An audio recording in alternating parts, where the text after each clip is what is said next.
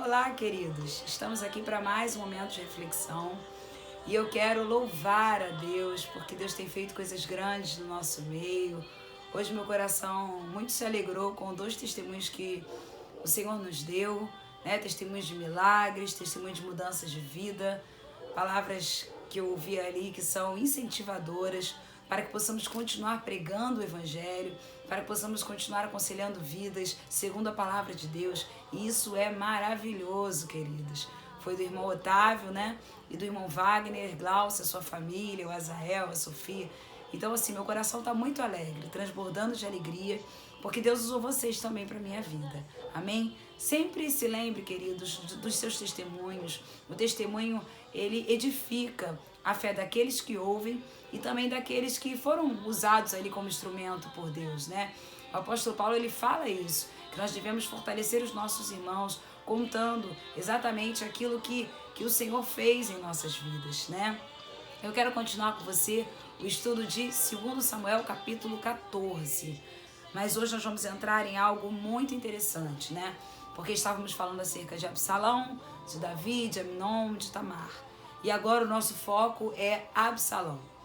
E o tema da mensagem de hoje é Deixa o rei te beijar. É interessante isso, porque nós precisamos permitir que o rei nos beije.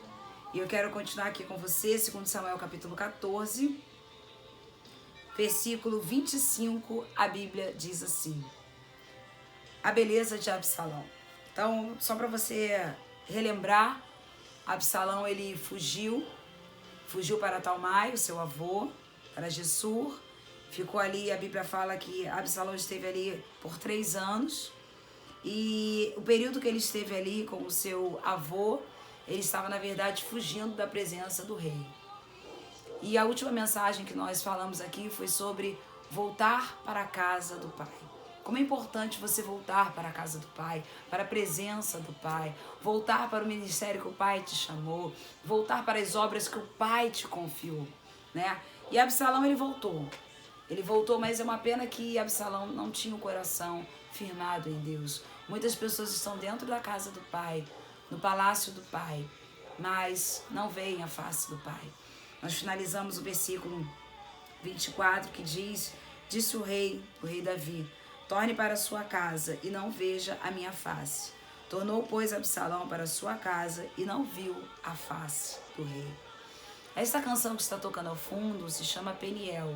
Foi quando Jacó teve um encontro com Deus, né? Quando ele se tornou Israel, aquele que luta com Deus. Não aquele que luta contra Deus, mas que luta com Deus ao seu lado, com Deus a seu favor, né? E o nome dele foi mudado. Jacó, nessa luta com Deus, ele teve um encontro, ele viu o Senhor face a face. E é isso que estava faltando na vida de Absalão, ver o Senhor, ver o seu rei face a face, né? Ver a presença do rei face a face. Podemos trazer isso como uma comparação, uma analogia com a presença de Deus. Absalão não estava vendo a face do rei, porque o rei o havia desprezado por toda a sua maldade, por todos os pecados cometidos. E aqui no versículo 25, a Bíblia diz assim, de 2 Samuel 14. Não havia, porém, em todo Israel homem tão celebrado por sua beleza como Absalão.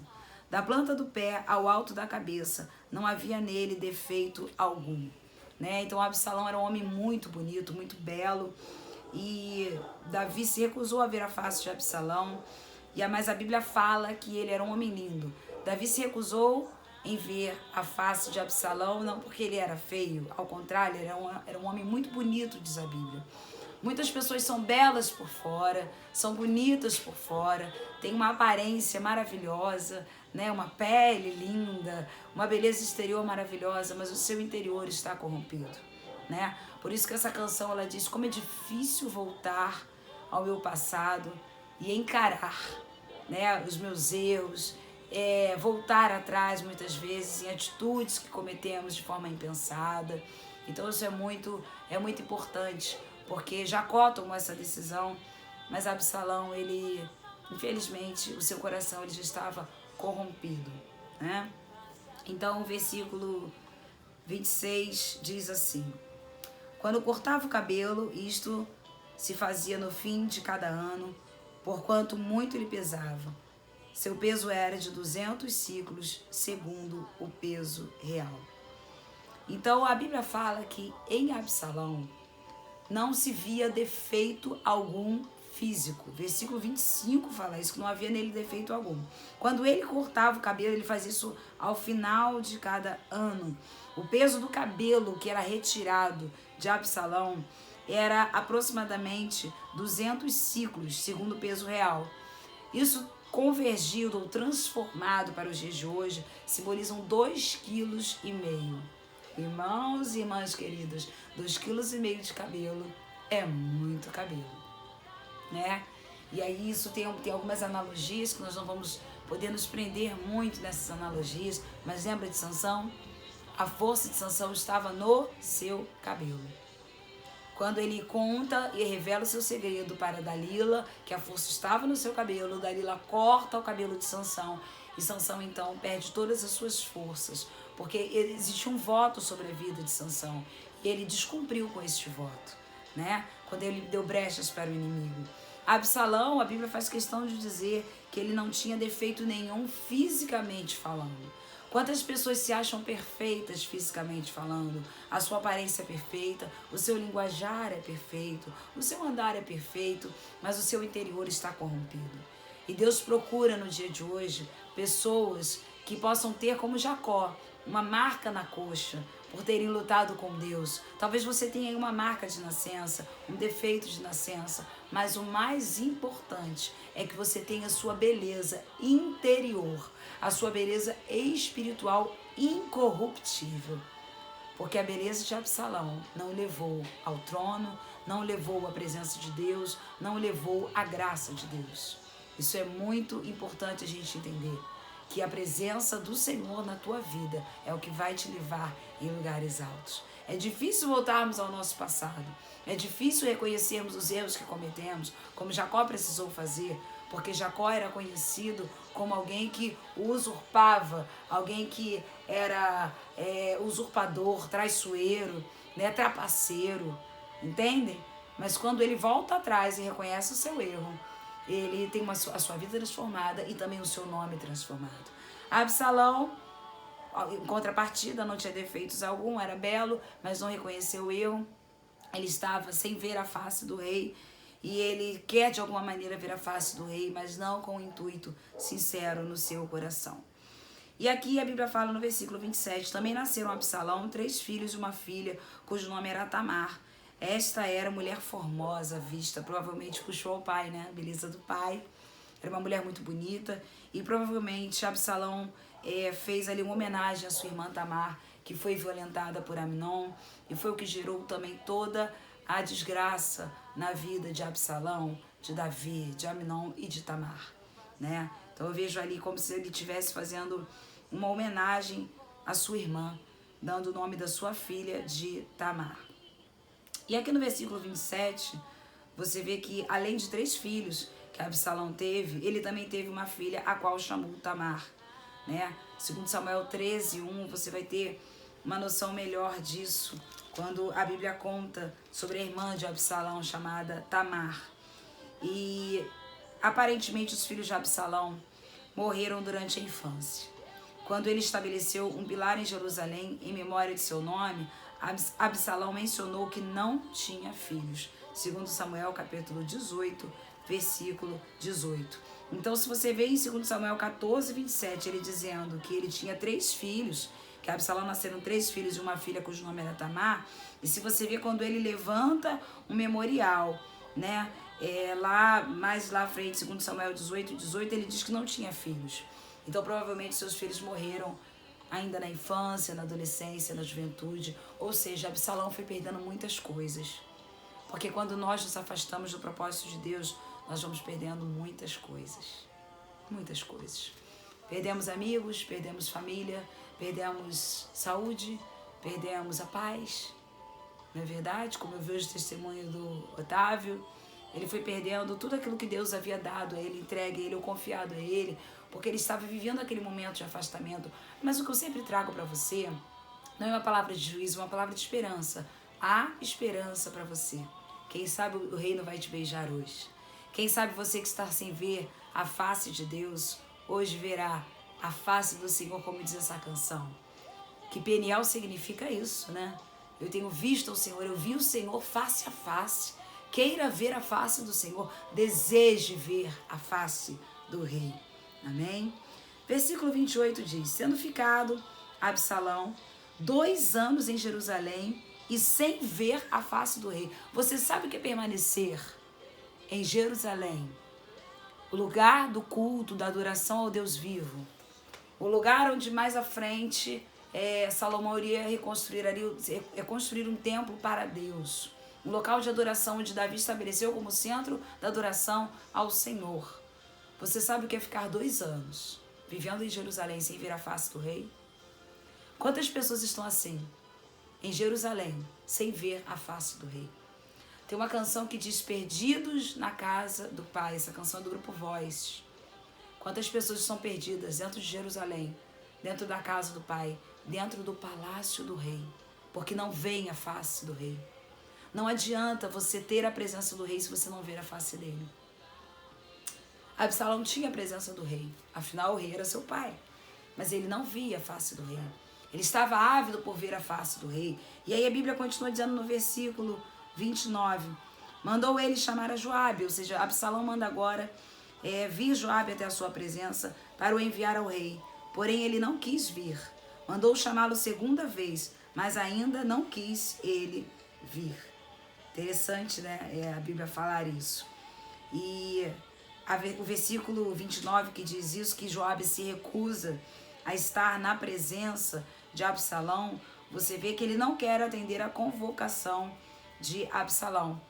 É interessante que não me parece o mesmo, que se esforçou tanto para trazer Absalão de volta lá de Gessur, da presença de Talmai. Me parece ser outra pessoa. Joabe se esforçou para ser um conciliador, né, para trazer novamente a conciliação entre Davi e o seu filho Absalão, mas agora Joabe não está mais disposto a estar no meio desta guerra, desta briga, deste desentendimento. Joabe não quer conversa com Absalão. O porquê nós não entendemos, mas vamos entender algumas coisas ainda dentro desses versículos que eu quero ir com você hoje até o versículo 33.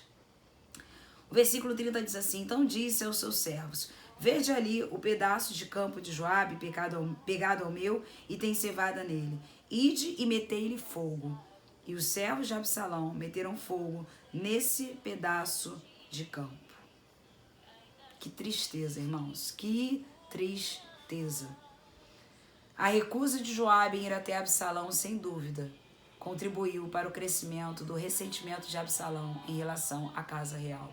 E como Joabe era servo de Davi, eu imagino que como ele ficou pedindo para Joabe ir até a presença dele e Joabe se recusava, nós não sabemos quanto tempo demorou isso, né? A Bíblia só diz que ele mandou chamar 2 vezes. Eu não sei se entre a primeira e a segunda vez houve um tempo de 1 semana, 1 mês ou até de 1 ano.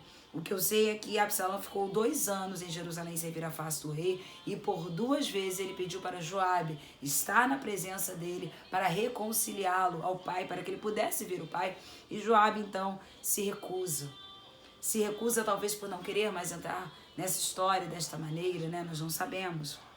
O versículo 30, ele me chama a atenção pelo seguinte, quando você vê aqui a Bíblia dizendo que Absalão fala para os seus servos: ide e metei-lhe fogo no campo que pertencia a Joabe, né, que tinha ali cevada, um campo que era produtivo. Quantas pessoas estão tramando contra a sua vida, estão planejando meter fogo no seu campo produtivo?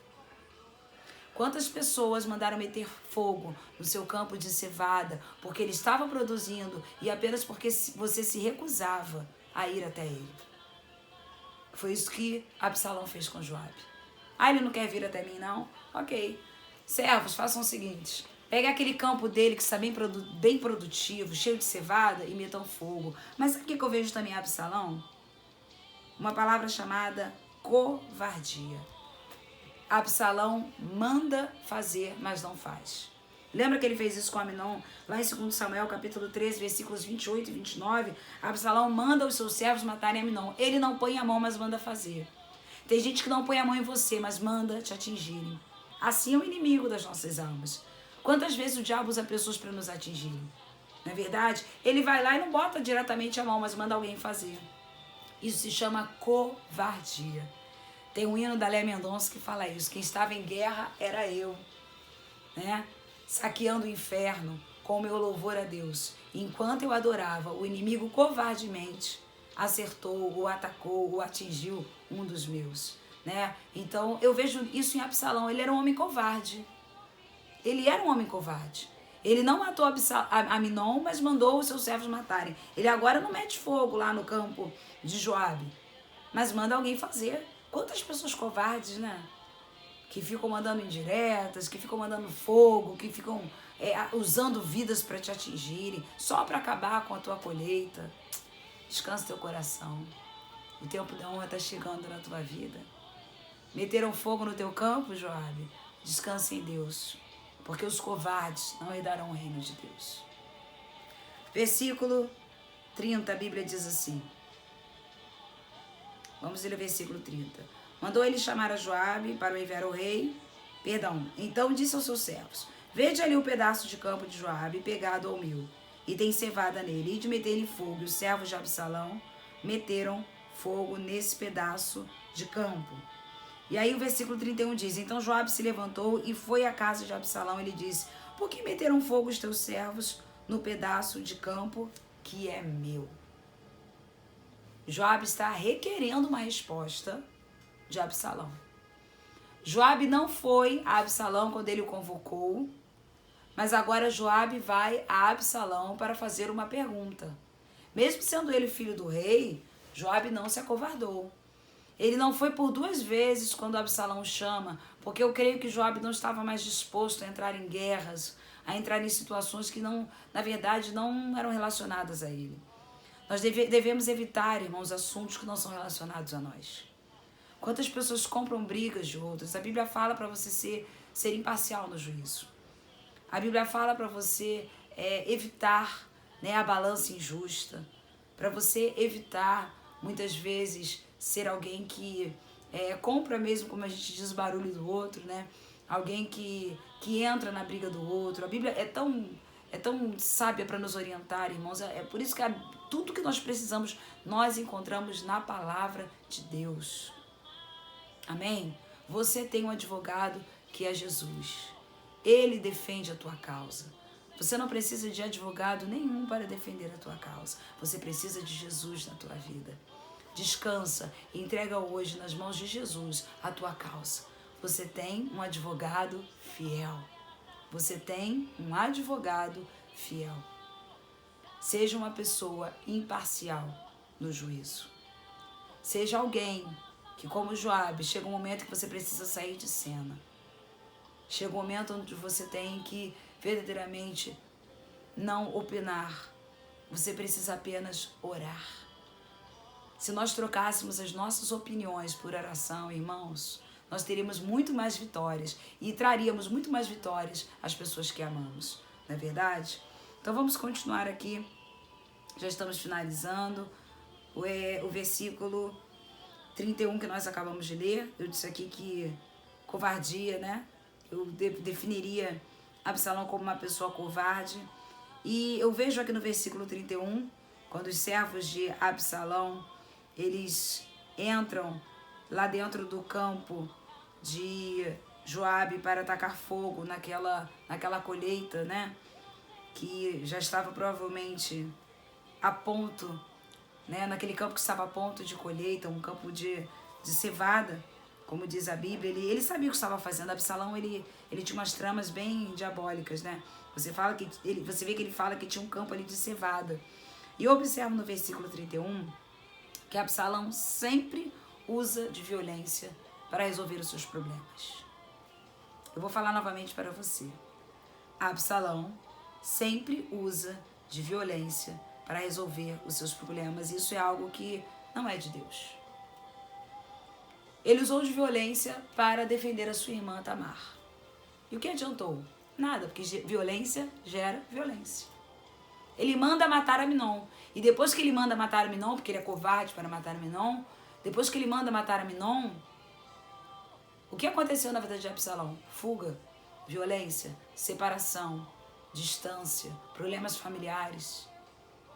Agora, mais uma vez, Absalão usa de violência para trazer Joabe à sua presença. Querido, a Bíblia diz que não é por força nem por violência, mas pelo meu espírito, diz o Senhor. Quem convence o homem do pecado, da justiça e do juízo é o Espírito Santo de Deus. Você não precisa usar de violência para alcançar os seus objetivos. Você não precisa usar a força dos seus braços para alcançar os seus objetivos. Porque a Bíblia diz que a nossa luta não é contra o sangue, nem contra a carne.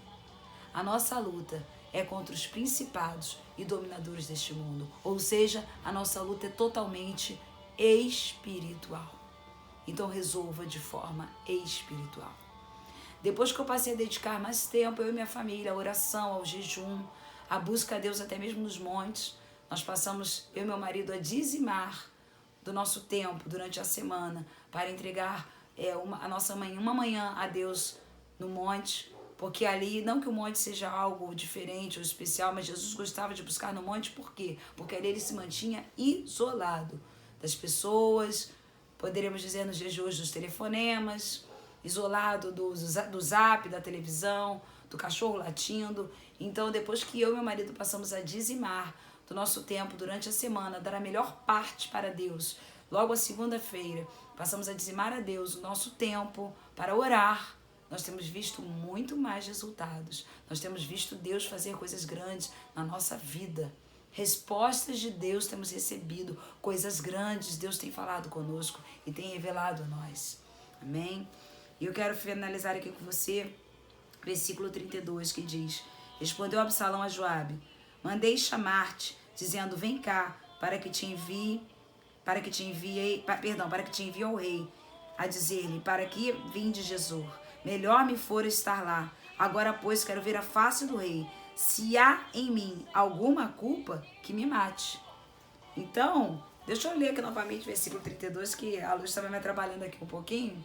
Que diz assim, olha só: respondeu-lhe Absalão a Joabe: mandei chamar-te, dizendo, vem cá, para que te envie ao rei, a dizer-lhe, para que vinde Jesur. Melhor me for estar ainda lá. Agora, pois, quero ver a face do rei. Se há em mim ainda alguma culpa, que me mate. Ou seja, nesse momento, Absalão queria tanto ver a face do rei, porque ele estava 2 anos em Jerusalém sem ver a face do rei, que ele disse, se há alguma culpa em mim, que ele me mate. Ele estava ali parecendo, ou melhor, fingindo, eu posso dizer isso porque eu já estudei o texto, um quebrantamento. Ele chegou a colocar a sua própria vida, né, nas mãos de Joabe, nas mãos de Davi, para ver a face do rei. Não adianta dizer para Deus, Senhor, pode me matar se eu estiver mentindo. Senhor, pode me matar se eu estiver errado. Se você não muda de atitude, se o teu coração não condiz com o que você fala. Entende? E aqui você vê no versículo 32, quando ele diz, vem cá para que te envie ao rei. Talvez Joabe tenha se ressentido por ser tratado como um servo de Absalão. Ele não era servo de Absalão, ele era servo de Davi. Você não serve a homens, você serve ao Rei dos Reis, ao Senhor dos Senhores, ao Deus Todo-Poderoso. Você é servo, como Joabe, de Davi. Joabe era servo de Davi e não servo de Absalão. Saiba a quem você serve. Irmãos, eu tenho um dono, eu tenho um rei, eu tenho um Deus. Você tem um dono, você tem um rei, você tem um Deus. Quem manda na tua vida é Deus. Por isso, Joabe, eu acredito que ele tenha se recusado a estar na presença de Absalão. Ele falou, chega, já me meti muito enrascada por causa desses problemas familiares. Deixa eu ficar agora servindo apenas ao meu rei. Chega de enrascada na tua vida. Chega de problema na tua vida. Agora é hora de você servir somente ao rei. Atender somente ao chamado do rei.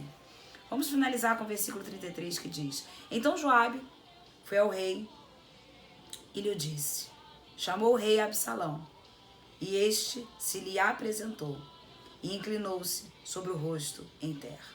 Diante do rei, o rei beijou a Absalão. Vamos lá. Joabe vai ao rei e conta, olha, teu filho me chamou. Eu imagino até que ele falou, ateou fogo lá no meu campo de cevada, né? No período logo da ceifa, no período da colheita, né? Absalão foi esperto, foi maldoso, foi sempre astuto e usando sempre de violência para atingir as pessoas. E eu acredito que naquele momento Joabe conta tudo isso ao rei. E a Bíblia fala que o rei mandou chamar Absalão. O que Absalão fez? Ele se apresenta, inclina o rosto em terra diante do rei. Eu vejo aqui, queridos, nesse momento, Absalão tentando demonstrar um arrependimento. Porque a primeira coisa que nós precisamos fazer diante do rei é se inclinar com o rosto em terra diante da presença dele. Isso simboliza um arrependimento. Nem todos que se curvam diante do rei, na verdade, estão arrependidos. Tem pessoas que se curvam diante do rei por medo. Você não deve se curvar diante do rei por medo. Você deve se curvar diante do rei verdadeiramente por arrependimento. Mas como o rei é bom e como as suas misericórdias se renovam a cada manhã, a Bíblia diz no final do versículo 33, o rei beijou Absalão. Eu vejo o beijo do rei, como eu falei que seria o tema dessa mensagem, como o perdão. Quando o rei te beijar, é porque ele está te perdoando e tentando restaurar um relacionamento entre vocês. É uma pena que depois você vai ver do capítulo 15 em diante, que Absalão, eu falei aqui, tenho falado aqui, minhas ovelhinhas sempre falam, pastor, eu amo quando você diz que vai dar um spoiler. Vou dar um spoiler do capítulo 15. Absalão se encurvou diante do rei, se prostrou diante do rei, colocou o rosto no pó, mas era um falso arrependimento. Mas o rei o beijou de verdade. As misericórdias do Senhor são a causa de não sermos consumidos. O beijo do rei simboliza a misericórdia do rei. E o que é misericórdia que eu tenho falado aqui? É quando Deus poderia fazer alguma coisa e não faz. Quando ele deixa de fazer algo contra nós, né, como um juízo. Né? O rei poderia mandar matar Absalão naquele momento, mas ao invés de mandar matar Absalão, Davi então usa de misericórdia. E o que é a graça? É o favor que não merecemos. É quando não merecemos alguma coisa e o rei vai lá e faz algo em nosso favor. O beijo foi o símbolo da reconciliação entre eles. Embora Davi e Absalão estivessem reconciliados, as sementes de amargura que haviam sido plantadas logo frutificariam. Certa vez eu falei aqui, o mais importante não é a colheita, o mais importante é a semente que temos semeado. Entende? As sementes de amargura, uma hora iriam frutificar, gerando conspiração e rebelião. Davi protelou para chegar a um acordo com seu filho. 3 anos lá com seu avô Talmai em Gessur e depois mais 2 anos em Jerusalém, sem ver a face do seu filho. Foram 5 anos que Davi não procurou se reconciliar com seu filho Absalão e Absalão, no fim, tentou uma reconciliação, uma falsa reconciliação. Isso gerou conspiração, rebelião. Então Davi protelou chegar a um acordo com seu filho e isso acabou culminando num desastre. Nesse momento, porém, no versículo 33, havia paz. Eu quero dizer para você no dia de hoje, para a gente finalizar, aproveite os momentos de paz. Aproveite o momento em que o rei te beija. Não desperdice esse momento que você está vendo a face do rei. Não traia o rei. Não despreze o rei. Não conspire contra o rei. Não se revolte contra o rei. Não se rebele contra o rei. Hoje eu quero finalizar com o versículo 33, porque do capítulo 15 em diante, a gente vai ver algo muito triste. Mas eu quero finalizar com a paz. A paz de Cristo. A paz do rei. Que o rei te beije no dia de hoje. Que o rei beije o teu rosto, querendo reconciliação com você. Que você possa estar em Peniel hoje, vendo a face de Deus e recebendo todo o favor de Deus na tua vida. Em nome de Jesus. Amém? Vamos orar ao Pai? Senhor, nesse momento nós queremos pedir perdão pelos nossos pecados, pelas nossas falhas. E eu quero clamar por cada vida que está aqui assistindo esse vídeo. Que o Senhor venha restaurando relacionamentos entre principalmente nós e o Senhor. Que o Senhor venha trazendo de volta aquele que está afastado do palácio real, aquele que está sem ver a face do rei, aquele que está desviado da tua presença, traz de volta. Traz de volta, Senhor, que hoje possa ser Peniel em nossas vidas, que mesmo que possamos estar marcados ali na coxa, feridos na coxa, nós preferimos estar feridos na coxa, como Jacó, do que ter a beleza de Absalão. Em nome de Jesus, que haja quebrantamento em nossos corações, que haja nesse momento paz, a cura interior, a cura da alma, a cura nos sentimentos, a cura física, que você receba a paz de Deus, que excede todo entendimento, que você receba o beijo do Rei no dia de hoje, em nome de Jesus. Amém e amém, amém. Que o Senhor te abençoe, que o Senhor te fortaleça, que o Senhor possa resplandecer sobre ti o rosto dele e que você receba o beijo do Rei no dia de hoje, em nome de Jesus, porque o beijo do Rei é o favor do Rei. Que Deus abençoe a todos, em nome de Jesus.